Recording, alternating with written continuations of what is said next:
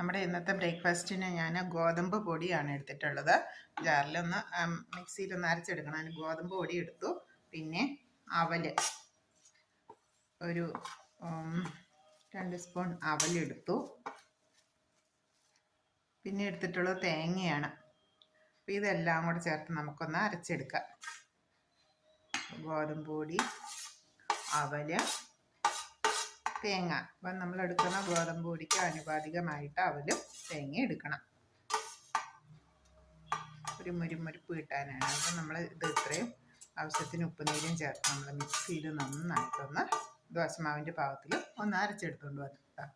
ഇതാണ് നമ്മുടെ മാവിന് വേണ്ടിയിട്ടുള്ള ഇൻഗ്രീഡിയൻസ്. ഓക്കെ, ഇത് അരച്ചുകൊണ്ട് വരും. ഇനി നമ്മുടെ ബ്രേക്ക്ഫാസ്റ്റിനുള്ളത് നോക്കാം. നമ്മൾ ഗോതമ്പ് പൊടി, തേങ്ങ, സ്വല്പം അവൽ ഇത്രയും ചേർത്ത് ഉപ്പും ചേർത്ത് നന്നായിട്ട് അരച്ചെടുത്തിട്ടുണ്ട്. ഇത് നമുക്കിനി ഒരു പാത്രത്തിലേക്ക്, ഒരു ബൗളിലേക്ക് മാറ്റിയിട്ട് നമുക്ക് ഇപ്പം തന്നെ നമുക്ക് ചുട്ടെടുക്കാം. ഇനി നമുക്കൊരു മുട്ടക്കറിയോ അല്ലെങ്കിൽ സവോള വെച്ചിട്ടുള്ള ഒരു പെരളോ ഒരു കടലക്കറിയോ വെജിറ്റബിൾ കറിയോ ഒക്കെ ഉണ്ടെങ്കിൽ വളരെ സൂപ്പറാണ്. നമുക്ക് കഴിക്കാം. നമുക്കിതിൽ ബൗളിലേക്ക് മാറ്റി നമുക്ക് ചുട്ടെടുക്കാം. ഓക്കെ, നമ്മളിതിൽ ഉപയോഗിച്ചിട്ടുള്ള ഗോതമ്പ് പൊടി, അവൽ, തേങ്ങ, ഉപ്പ്, ആവശ്യത്തിന് ഉപ്പ്. ഓക്കെ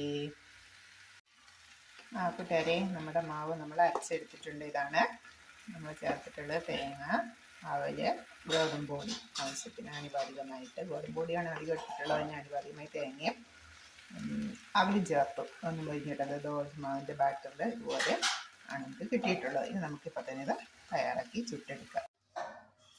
ഹായ് ഫ്രണ്ട്സ്, നമുക്ക് ചുട്ടെടുക്കാം.